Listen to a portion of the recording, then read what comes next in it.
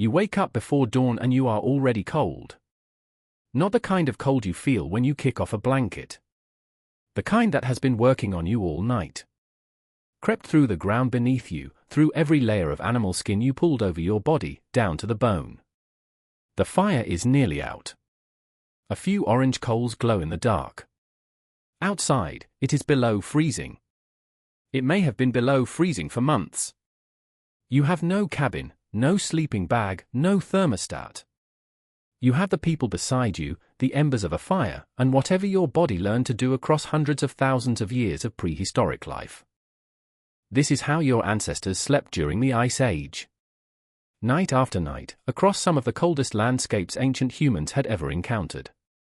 They did not just survive. They stayed. They raised children. They slept.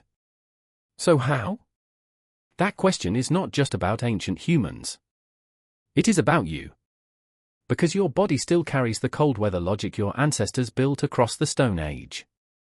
And understanding how they slept in the cold explains something strange about how you sleep right now. During the peak of the last Ice Age, roughly 20,000 years ago, average temperatures in parts of Europe and Asia were 6 to 10 degrees Celsius colder than today.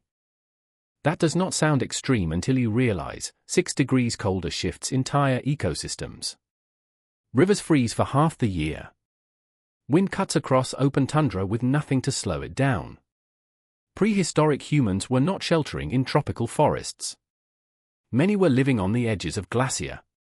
Archaeological sites in southern France, northern Spain, and the Russian plains all show evidence of human habitation during some of the coldest episodes of the last 100,000 years. These were not accidental survivors caught in bad weather. They were deliberate residents of a frozen world. And they slept in it every night. The first thing your ancestors figured out was the ground. Ground cold is different from air cold. When you sleep on frozen earth, the ground pulls heat out of your body faster than the air does.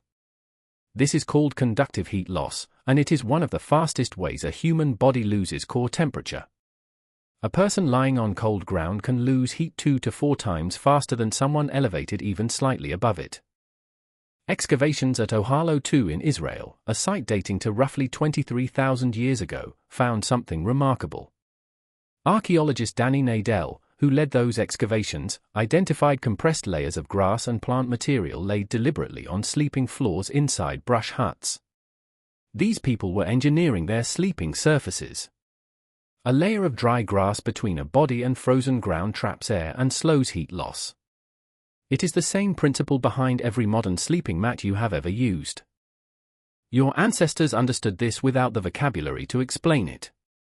The ones who did not understand it did not survive long enough to have children. But insulating the ground was only part of the solution. The other part was fire. And the reality of prehistoric fire is more complicated than the warm glowing image most people carry. Fire burns down within a few hours. Fuel was not always easy to find. On the open Russian plains, where trees were rare, ancient humans burned animal bones and fat. Excavations at Dolní Věstonice in the Czech Republic uncovered hearths surrounded by the remains of burned mammoth bone. The fat inside those bones burns slowly and produces sustained heat. Prehistoric fuel engineering. But here is what surprised researchers. In many cave sites, hearths were not positioned for maximum heat across the sleeping area.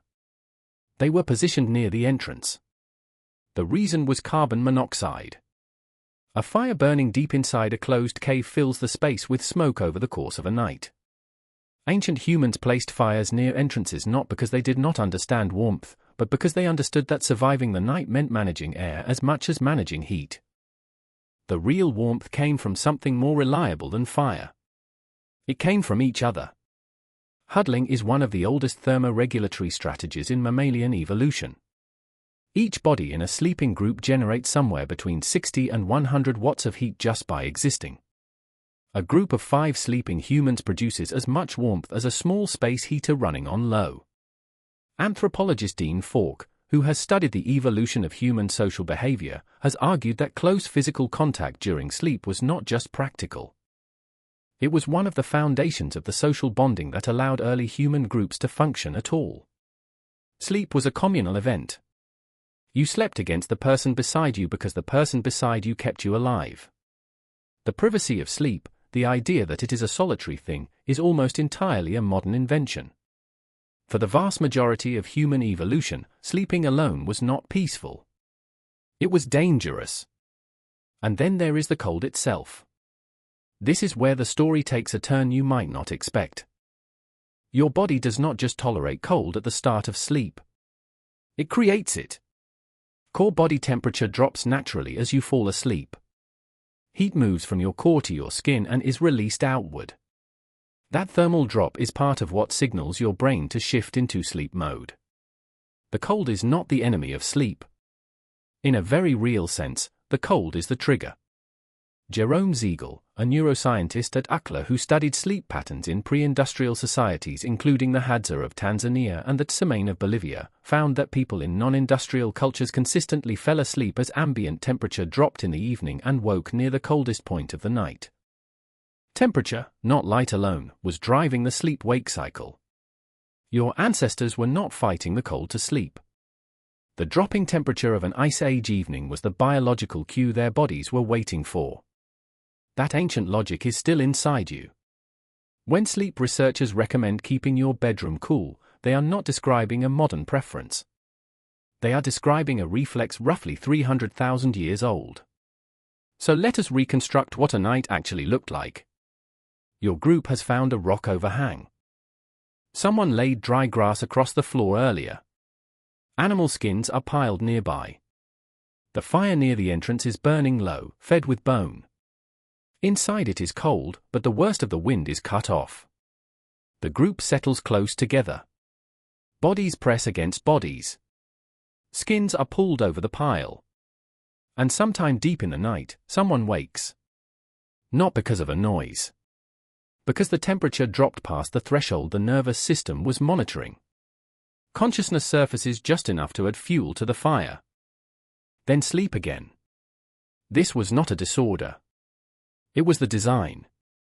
Historian Roger E. Kirch, who spent decades studying pre-industrial sleep records, found that before artificial lighting, humans across many cultures slept in two distinct phases, a first sleep and a second sleep, with a wakeful interval in between. The consolidated 8-hour sleep block that modern society treats as the human standard is a recent invention, driven by artificial light and rigid work schedules. Your ancestors slept in fragments. And in the cold, that fragmentation served them. The wake cycle aligned with fire maintenance. With listening for predators. With the body's own thermal monitoring through the night. Broken sleep was not a failure. It was the system working. Think about the last time you woke at 3 in the morning and could not get back to sleep. Think about whether the room was too warm or too cold. Your body was running a check written during the Stone Age. Monitoring thermal conditions. Deciding whether the fire needed attention. There was no fire. But the check still ran.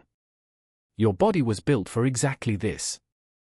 The thermal sensitivity, the fragmented sleep, the reflex to wake at the coldest hour. Modern life has layered over these systems without erasing them. You have a thermostat.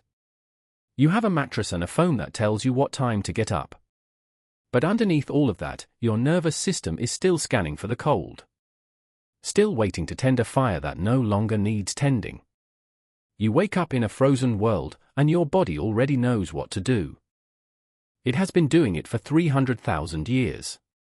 If you want more stories about the ancient instinct still living inside you, subscribe to Primitive Mind.